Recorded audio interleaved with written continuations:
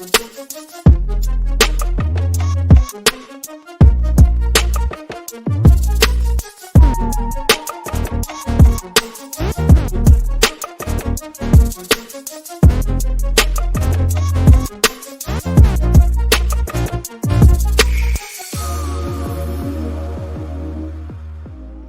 I didn't set out to paint a mural in the school. Initially, I just started with the skeleton with the angles of attack, simply because it's one of the basic things we show people all the time, and I wanted to have something to refer to. And then I painted on the opposite side of the wall. I painted the Philippines and the sword and the stick crossed. And gradually, over the course of about 7 years, I've added to and added things to it. And, most of it, I'd say 99% of it is informational. Some of it I just did for fun. I had a space I wanted to fill in, like the tiger. I just wanted to kind of fill in the space. And it was an interesting challenge to try to create a depth with just pure black and white with no gray tones, which is sort of an artistic challenge. Some of the things are almost code-like or hidden. For example, these is sort of an homage to the old Kung Fu television series, because these are the exact designs that they use for the dragon and tiger, and these are on the correct forearms. If I stand in front of the thing, that would be where they would be on your arms. So that's the reason why those are painted there. Because despite what people may say nowadays with the MMA craze, the Kung Fu television series was hugely influential for a whole generation of people, including myself. Arterial system in really simplified form, and it's obviously me, since I'm the only person I have here as a reference for the painting I use myself. So subclavian arteries, aorta, it's all here so that we can look at it. The chain, bicadena, the flow, something we constantly talk about in the martial arts, in the Philippine martial arts. I oftentimes refer to what we call a priori knowledge. A priori is written in another place on the wall. Stick fighting is the oldest martial art, period. Nobody can really argue that. Somebody about 70,000 years BC picked up a club and brained somebody else. That's what the fossil record tells us, anywhere from 70 to 100,000 years ago. So for that long, we've been bashing each other with weapons. So this is very old. Certainly doesn't belong only to the Philippines. The Philippines have just evolved it to a high level. A lot of this stuff is code. You can see the LIS, LIW. This, for example, is inside sweep, high inside wing, low inside sweep, low inside wing. The numbers are primary and secondary responses. They're things that students should know. This one always kind of messes with people's heads. I've actually had a few students ask me if I was dyslexic. This is just to show people how their brains work, because if you just don't try to read the individual words, but if you just look at it as a sentence, it obviously says as simple as possible, as sophisticated as necessary. But none of those words are actually written there, but your brain can still interpret it. So I really try to get people to look at things in a different way when we teach. Same thing with the 9 dots. Get your way out of 9 dots with only 4 lines, and you'll realize that the only way to do it is to go outside the box. Classic outside the box solution. So this is something I bring up in class all the time. In the sentence, I'm going to fight with you, the most important word is not fight, it's with. So with, so always again, goes back to relationship. We're always talking about relationship. So with is the key word. Obviously refer to levers all the time. I use the 3 classes of levers, and I've applied them to anatomy so people can understand them. Again, because we're so involved in the weapon, I'm constantly utilizing the thenar eminence and the hypothenar eminence, and referring to the way to grip the stick correctly, so it's all kind of designed and drawn up here. Everybody has heard Bruce Lee talk about be like water. That's why it's very central. It's about being placid, essentially, being like water, being able to adapt and flow very naturally. I mentioned earlier about the punches and kicks are tools to kill the ego, so that's there. This is kind of important that people don't see it very often. You see Bruce Lee's 5 ways of attack here written out, but this is actually applying them to fundamental types of fighters. An attacker, defender, counterattack on a second intention fighter. Second intention fighter is a phrase we would use in fencing. Second intention means that rather than my first intention to hit, my second intention is to hit. So my first intention is to feint or fake. So a second intention fighter is somebody who uses a lot of feints. So this is a way to deal with him, is to use progressive indirect attacks. So that's what that is. The skeleton here, actually we can't really pass the big scary guy here without saying something about him.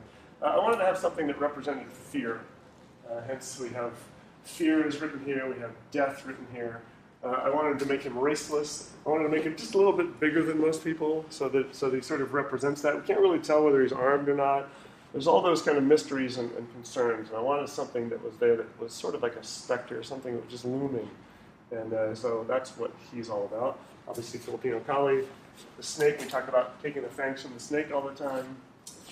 We do teach counteroffensive mindset here. We don't teach self-defense. Self-defense is a legal term.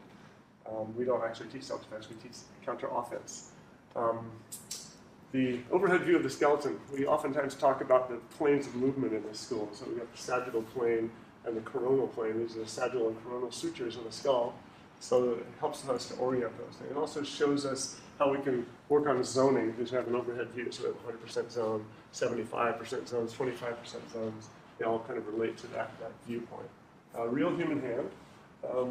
Old Copulon, favorite weapon of mine. What else is here? Again, the artist's relationship. The OODA loop, if you haven't looked into that, you certainly should. This is actually my chop. I have a chop for my certificates, and I just did a large painting of it, so it would be that same thing. This is one of the, I mentioned earlier, painting I did for fun, just to make the paintbrush kind of float in the air. I was kind of bored one day, that's why I painted that. This is Musashi's sword guard. So, one of the most famous samurai swordsmen. So I painted his sword guard on the wall. This is one of my Japanese students came and said that what we teach in Japanese terms would be referred to as Shinken Shobu, which means fighting with real weapons for life and death. So Shinken Shobu. Obviously our central theme in this school is whatever works. This is kind of, again, this is somewhat written in code here. Real, imminent, no escape. These are the things you need to actually act in your own defense. You need the threat that faces you to be real. You need that threat to be imminent, and you need to have no reasonable escape. Those are the things that you need to be able to act in your own defense. You don't need to be attacked. That's a common fallacy that people think.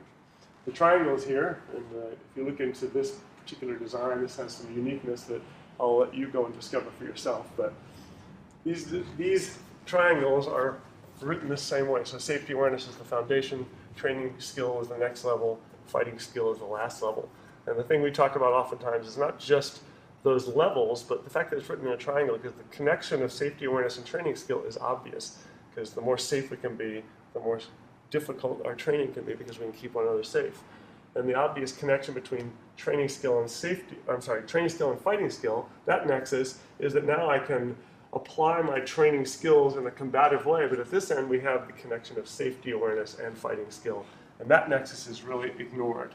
And this is really important, because when I'm training myself to be aware of safety, I'm also training myself to be able, when the situation calls for it, to be able to remove all of those safety blocks so that I can bring all of the lethality of my art to bear without inadvertently pulling my punches, because all I ever do is practice training safely. So I have to make it into a combatively effective art, so I have to be just as aware of not making it safe as I am of making it safe for training. So vigilance, preparedness, willingness, same thing, vigilance, preparedness, willingness. Vigilance I can definitely help people to develop.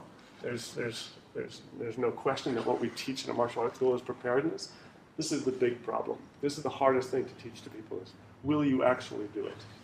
And then you may have heard me actually say already the three most important things in our training in overall terms is understanding distance, understanding time, and understanding position. Also proxemics. Proxemics is essentially relational positioning. Again, it goes back to relationship all the time. Very famous old painting from essentially the 16th century. Interesting little side note, I mentioned this to you guys yesterday, my Canadian students, little maple leaf up here, my Canadian students bought this rapier for me for my birthday a few years ago. The two things had nothing to do with each other. When I painted this, I just painted it about life size so it would have a good feel. One day I pulled out the rapier and I put it up next to my painting, and I realized it was exactly the same size. Pretty remarkable. So that was a pretty unique little discovery that it was exactly the same. So that's a little bit of serendipity, I guess, kismet. So This one is interesting. I try to cross-reference history a lot when I teach.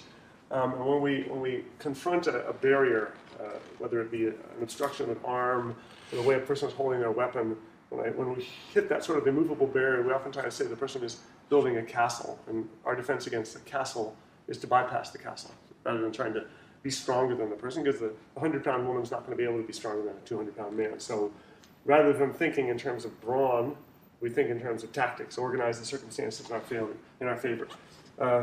End of World War I, the French decided they didn't want to have anything to do with trench warfare again, so they built a defensive wall called the Maginot Line, faces into Germany. Hitler looked at it and said, hey, that's really neat, and then he went around it and took Paris.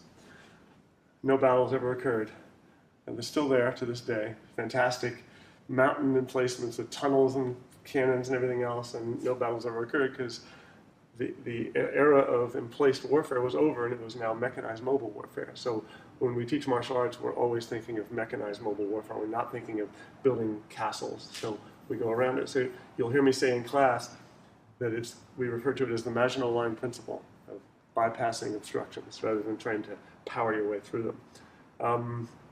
Edge leverage line, 3 advantages, is a very common thing in fencing. We talk all the time about these. They're not listed in order of importance. They're just listed in the easiest way to remember them. I don't know if you've ever heard of the Antikythera mechanism. You should look this up. I have it here because it's a great example of ancient technology actually being far superior to what we tend to think it is in modern days. This is a prehistoric computer that they found in a shipwreck many years ago, and when they made computer models of it, it actually works as a way of tracking stars and so forth in the sky, and it's ancient. So it was found in a Greek ship in antiquity. So it's pretty fantastic. This is down at the bottom here, the USS New Jersey, the flagship of the Philippine Invasion Force. My father went to the Philippines October 20th, 1944, so that's there in homage to him and all those men who sacrificed themselves for that. Carabao, symbol of strength in the Philippine martial arts. This is lakas. This is the word strength in the Philippine language. I think I've kind of covered everything. Tons of weapons here. That's about it. This is a priori. Again, I mentioned a priori before. Knowledge inherent, something we talk about in class all the time. Little subtle things that people won't notice, and I'll just point them out. Here's my brother's initials. My brother committed suicide about 12 years ago, and I just kind of keep him present here all the time. There's a few things that are here that are like that. If we go up to the corner of the wall, we see the scythe. Western culture, the scythe is symbolic of death. The angel of death carries a scythe. And in the little pouch there, just below the blade, are the skull fragments of my brother. So he's up there, he's here present with me all the time in the school. So that's about it on the wall.